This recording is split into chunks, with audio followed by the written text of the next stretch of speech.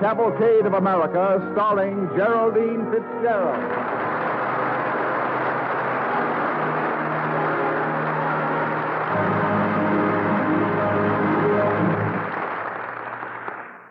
Good evening. This is Geraldine Fitzgerald. Tonight's Cavalcade is the story of a shocking young lady named Ellen Swallow, who dared become a scientist during the 1870s, when no nice girl dreamed of venturing outside the sewing circle. But before our story begins, here is Bill Hamilton of the DuPont Company. Thank you, Miss Fitzgerald. Each year about this time, many of us begin thinking about painting our houses. For the shutters and trim, it will be to your advantage to specify DuPont Dulux trim and trellis finishes. They hold their color and gloss, they are quick drying, and are resistant to fading. Dulux trim and trellis finishes come in light, dark, and jade green, Quaker brown, and black. Modern trim colors that are another of DuPont's better things for better living through chemistry.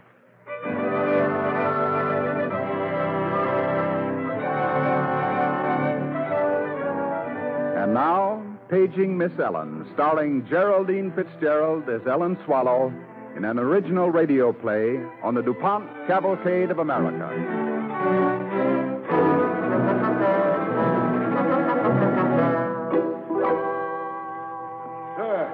You there.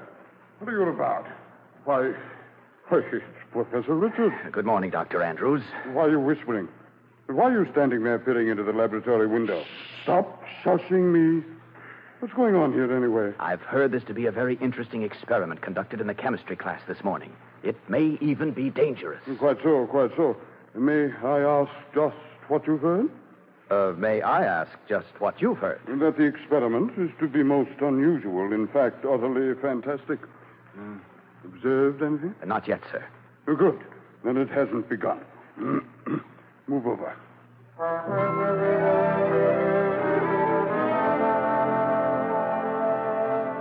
In 1871, the Massachusetts Institute of Technology was a young school, but its men were already gaining a reputation for their scientific pioneering, their fearless experiments. Well, not the least fearless of these took place one winter morning in the chemistry laboratory. It was the day a woman walked into the class for the first time. And you will observe that, as Berthelot maintains, chemistry possesses this active faculty to a more eminent degree than... Well, miss, what is it? Professor Ordway? Yes, what do you want? There's a class going on. I'm Ellen Swallow.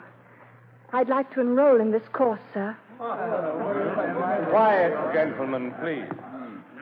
Ellen Swallow, eh? Yes, sir.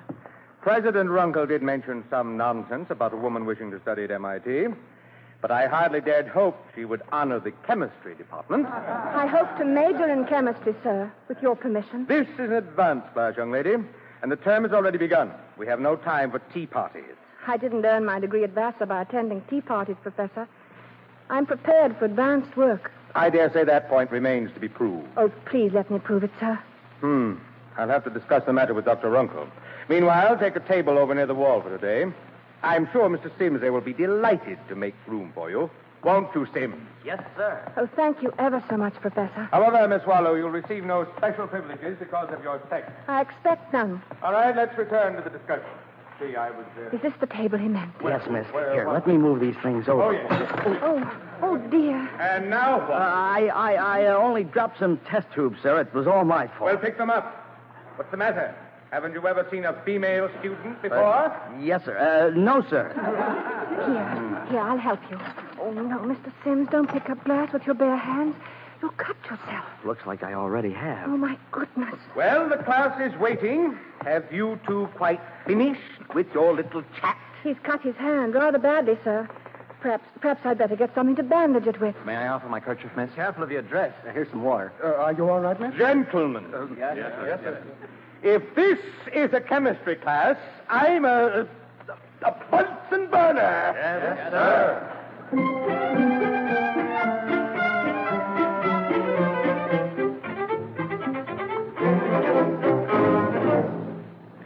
Gentlemen, I have called this special faculty meeting to discuss a rather extraordinary question. A young lady with a degree from Vassar has applied for admission to MIT as an advanced student in chemistry. Yes, Dr. Andrews. I'm against it, Dr. Runkle. Unequivocally. Yes, I'm not surprised.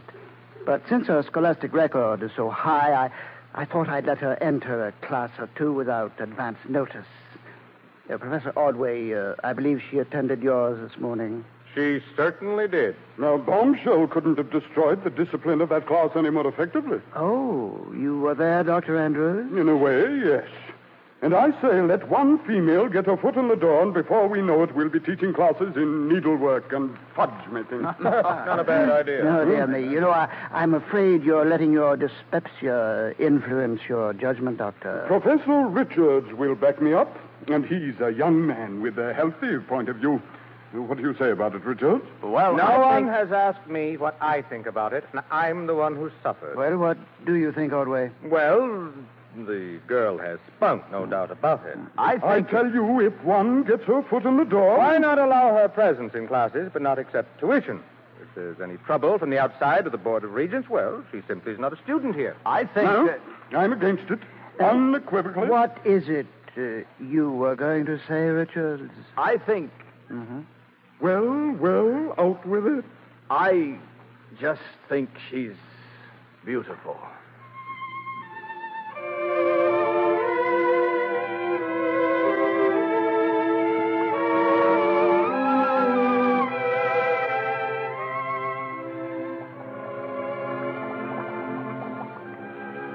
Tantalum oxide, 14.36.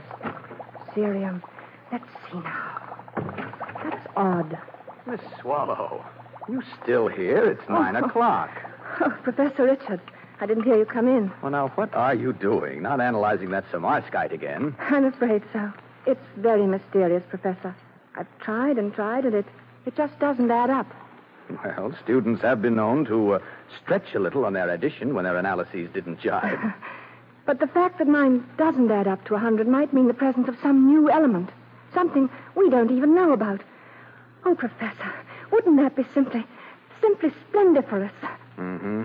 It's the student's favorite dream to be hailed as the discoverer of a new element in the Earth's old crust. At one time or another, they're all sure they've done it. Oh. Oh, I'm sorry. I didn't mean to hurt your feelings. No, you didn't. I don't want to be hailed as anything.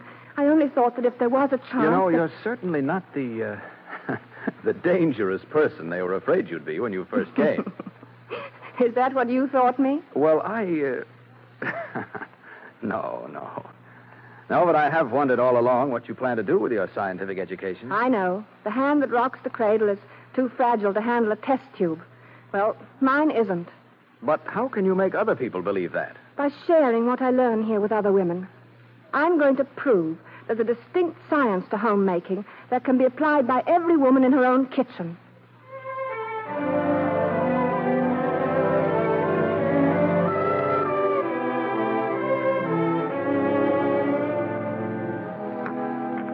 Not a bad try, Richard. Not bad at all. Now, watch the master.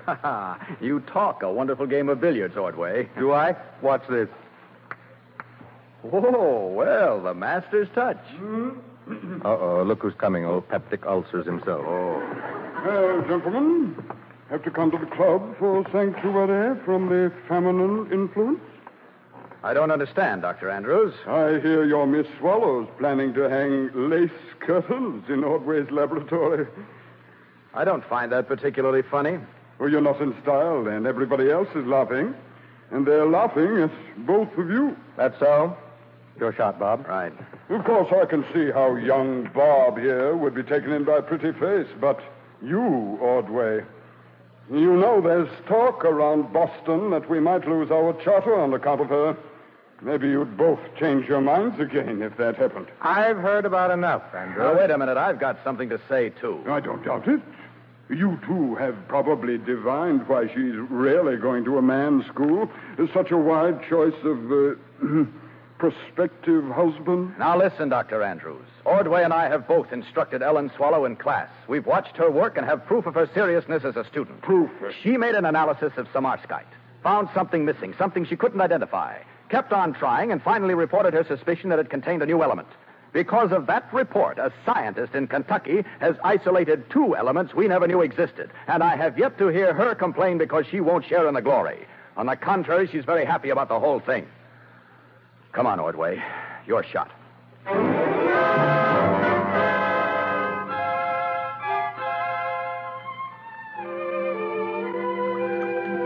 Oh, Professor Richards. Come in. Good morning, Miss Swallow. Good morning. You don't mind having an observer in the lab today, do you? I'll be delighted. Mr. Herbert. How do you do? How do? Mr. Herbert is chairman of the advisory board in Boston. Oh, well, this is an honor. What would you like to see first, sir? What a woman could possibly find to do in a chemistry laboratory. Oh, I find plenty to do. I'm helping Professor Nichols at the moment, making water analysis for the Board of Health. And when she's done her own work, she manages to get around to a few dozen other details, like cleaning up the lab after all of us sloppy males.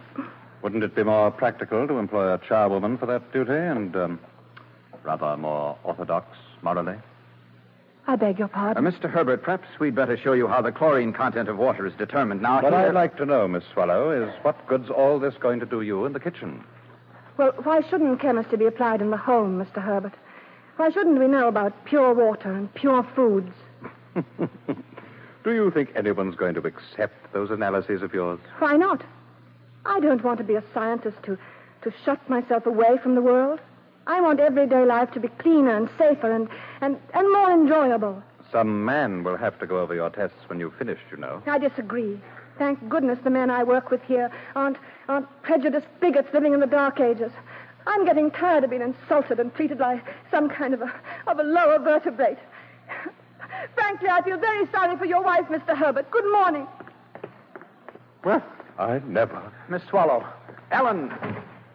Excuse me, sir. I think I'd better go after her. It only goes to prove my contention all the more. Emotion has no place. Where are you going? You heard me. I'm going to report this to Dr. Uncle. Miss Swallow. Ellen, I'm terribly sorry. I don't know why I had to go and be so darn childish. Oh, no. He could even make trouble. Now, everything you said was true, and it's about time you said it. Now, don't you worry. I'll take care of him. But to break down and cry like that in front of him and in front of you. Oh. Well, now, think of it this way. Suppose you're making an analysis of tears. We find a certain saline content, several known factors, but we also discover there is an element missing. And so it doesn't add up to 100. That's right. Just as it was with your Samarskite analysis. In a tear, there's always a mysterious missing element. One that man has never been able to quite classify. It isn't written down in the books, Ellen. How can a person recognize it then? By the way it acts. As a kind of catalytic agent. And by the way it hurts right under your heart? Yes, Ellen. That's just what it does. It hurts like the very devil.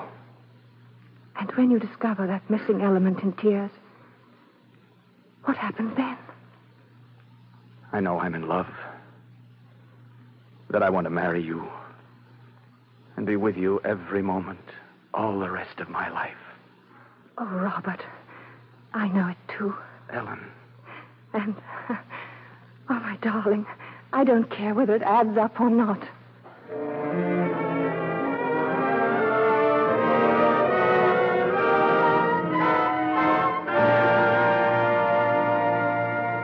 You're listening to Paging Miss Ellen, starring Geraldine Fitzgerald as Ellen Swallow Richards on the Cavalcade of America, sponsored by the DuPont Company, maker of better things for better living through chemistry.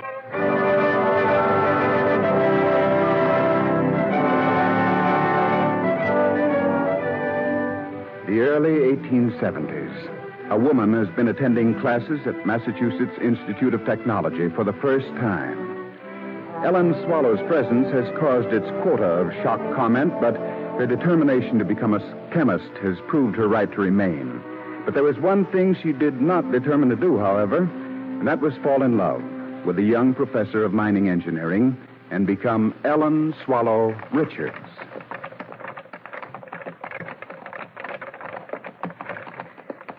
Doesn't it sound heavenly, Rob? Professor and Mrs. Robert Hallowell Richard, at home, 32 Elliott Street. Oh, there's never been such a beautiful wedding. Oh, and never, ever such a beautiful bride. Oh, Rob, Yes, darling. You don't mind if I sort of pat us on the back, do you, Rob? What do you mean? Well, for furnishing the house ahead of time and having everything shipshape. To the last detail. Nobody can say we're impractical. Oh, no. And it's going to be such wonderful fun, proving that a home can be run scientifically and sensibly. Uh-huh. I'm so glad you agree with me, darling. We'll show all the doubters, won't we? Hey, mister, what was that address again? 32 Elliott Street. Oh, yeah, I forgot. There's 32. I suppose we're being awfully smug, but I... Say, you two just got married, didn't you? Yes, we did. That man is an abyss of forgetfulness. He waited for us at the church. Yes, I know. We're going to be practical and modern, aren't we? Nobody's going to But say not that... the first time she makes biscuits, mister. My wife is going to bring science into the kitchen. And my husband's going to apply engineering principles to all the household chores. Well, folks, here we are. 23 Elliott Street. I said 32. Oh, so you did. Get up. It's amazing. Never forget the day I got married. I kept forgetting everything, too. Whoop, there. Yep, here we are. Well, many happy returns. Well, thank you. Science in the kitchen. That's a new one. Oh, it's such a rattlebrain. He'd forget his head if it weren't tied on. Well, darling? Here we are. Mm-hmm. Home. Now, Oh, that's odd. What? I know, What's wrong? Ellen. Yes. Oh, Ellen, my sweet. What is it? I forgot the key.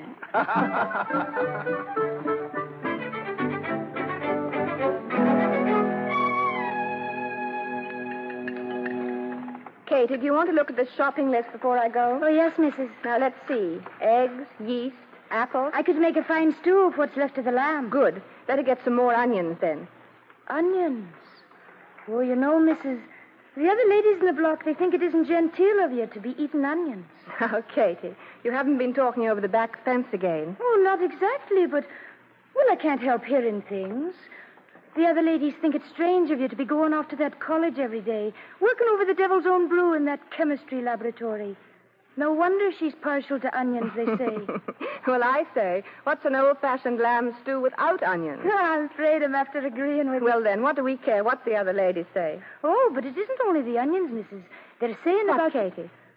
You sure you want me to repeat it for you, word for word? Well, you seem determined to. Now, out with it. Well, they keep saying that what with you making tests at the Technology Institute and running that community kitchen in Boston and keeping a home, well, that there must be something queer about you.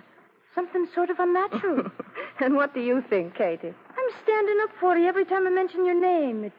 But I can't help worrying. Now, Katie, look. You're going to be married soon. O'Connor's pretty proud of the way you've learned to keep a house and to set a good table, isn't he? Oh, that he is, Mrs. He was saying yesterday, Katie, since you came in Mrs. Richards, you're certainly learning how to keep a fine, well-ordered home. Every time I stop by for a sample of your home-baked bread, he says to me... Katie, do you know why I'm making food tests at MIT? No, I don't know. To find out which foods are pure and which are impure. Oh. And I transfer my findings to the New England kitchen in Boston so that people can have a place to buy good food with onions and lots of vegetables. Food that are cheap to buy and good to eat. Oh, I see. And here at home, well, I don't think Professor Richard is unhappy with the way we're doing things, do you? Oh, no, Mrs. He's about as happy a man as I ever did see. Well, then tell the ladies next time you see them to stop worrying their pretty heads about us. We're doing fine.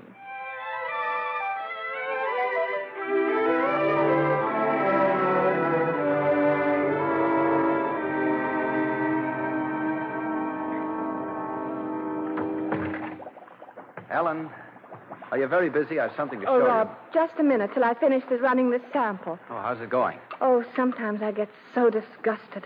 Now look at that. It's simply loaded with impurities. Oh. Maybe I'd better take it over to mineralogy. We might even discover gold. I don't doubt it. Oh, Rob, if my community kitchen would only catch on, if people only realized that vegetables and fruits and good balanced diets would make them feel better. It's a beautiful dream, Ellen. If the Regents would let me start a woman's laboratory here, other women could be trained in this work. Well, maybe they will. What's the matter, dear? Oh, I'm so sorry I get so involved in this thing. I guess I'm pretty selfish. You had something to tell me. I have something to show you, Ellen, and I wish I didn't. What is it? Something in that newspaper? Yes, it's in the letters to the editor. It's that awful Mr. Herbert. Oh, you read it, Rob. All right. So-called New England kitchen is a pipe dream. Are you going to eat what some flighty female chemist tells you is good for you, or are you going to eat what you like? The word like is in capital letters. If you begin by regulating your meals by a chart, you will end by living from, yes, even dying by a chart. Oh, sometimes I wish a lady were allowed to swear. Go ahead, my darling. Fire away. I can't think of any suitable words. What good is darn or oh, fudge? And fudge isn't on your diet chart, huh? Oh, can't they understand? Food that's good for you can taste good, too. Apparently nothing's good enough for our Mr. Herbert. And he's very influential, Rob. He could close the kitchen down. Oh, let him. If I know you, Ellen, darling, you'll start another one first thing next morning.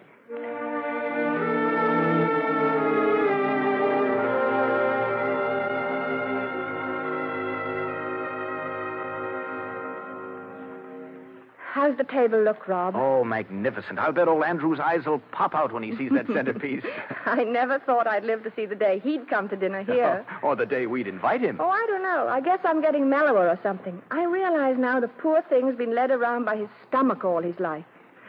Well, I guess everything's ready. Oh? Will you ask Mamie to announce dinner?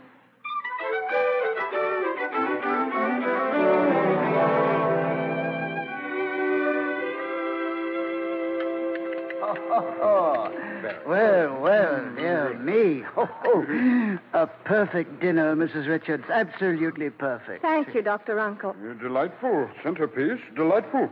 Did you arrange it yourself? With Mamie's help. She's very artistic. Dr. Runkle, wouldn't you say this is the time for your important announcement? Announcement? Oh, yes. I feel that there could be no more propitious moment to inform our charming colleague that we have, after long consideration and earnest discussion, decided to...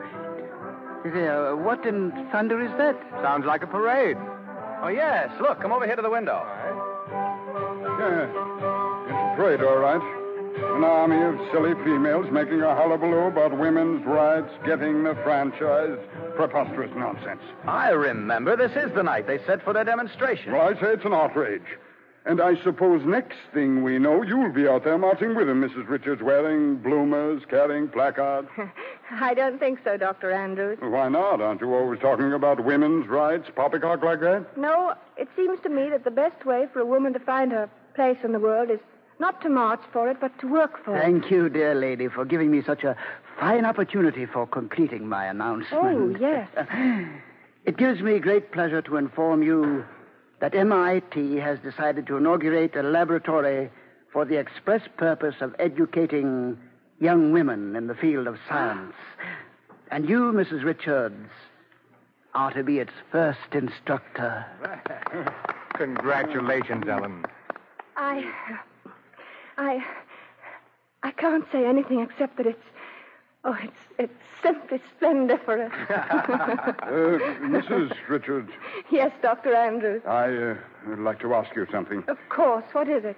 Well, I was just wondering, even with your new duties and all, if perhaps you couldn't find time to teach my cook to cook.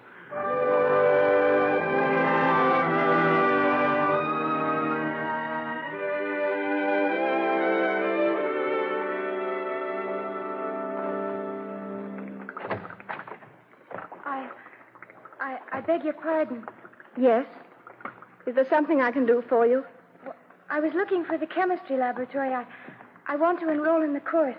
That's why I came to MIT. Come in, my dear. You're in the right place. I'm Mrs. Richards. Now, take off your bonnet. I'll give you an apron and a table of your own to work on, and we'll get started right away. Oh, thank you. Thank you very much. Oh, Aren't there any other students? Not yet. You're my very first. But don't you worry. Women are going to be recognized someday as scientists, both in the laboratory and in the home.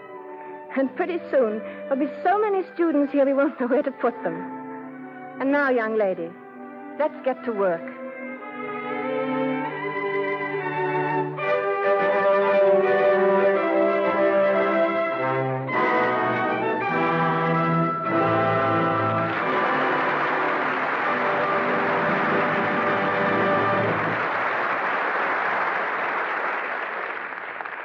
Geraldine Fitzgerald will return in a few moments. But first, here's Bill Hamilton of the DuPont Company.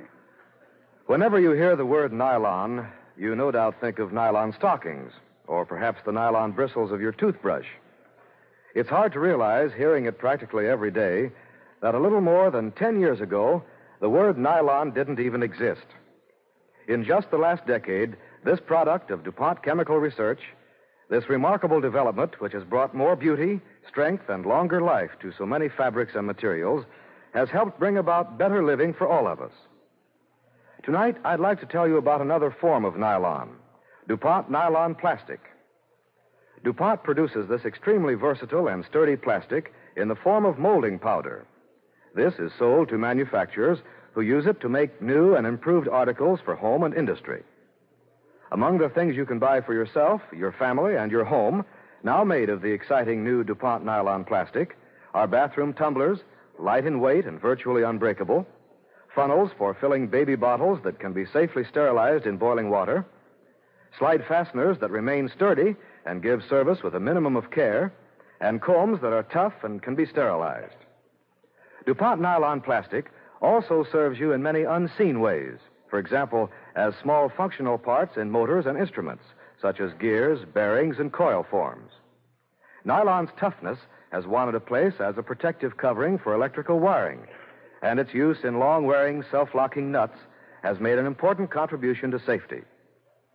In these industrial applications, just as in products you buy for your home, the possibilities for this amazing nylon plastic are many. Like the nylon in stockings, DuPont nylon plastic has the virtue of being strong, yet light in weight. Its many advantages will undoubtedly bring nylon into a large number of new products, as well as improve many old products. Yes, you'll be hearing and using this name more and more. DuPont nylon plastic, one of the DuPont Company's better things for better living through chemistry.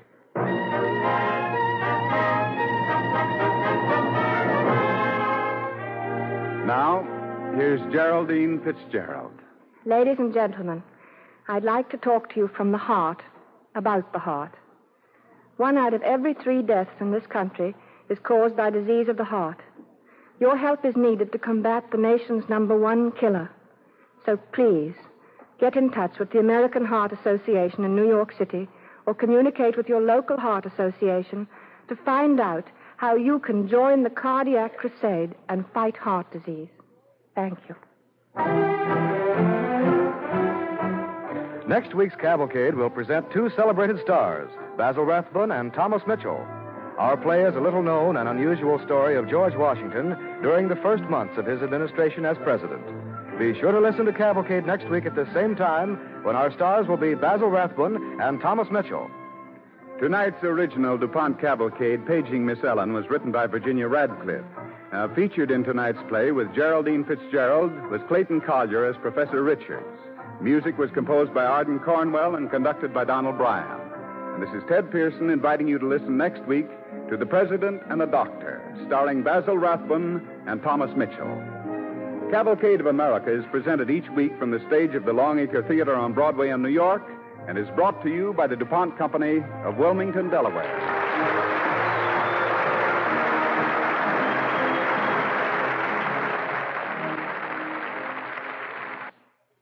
This is NBC, the national broadcasting company.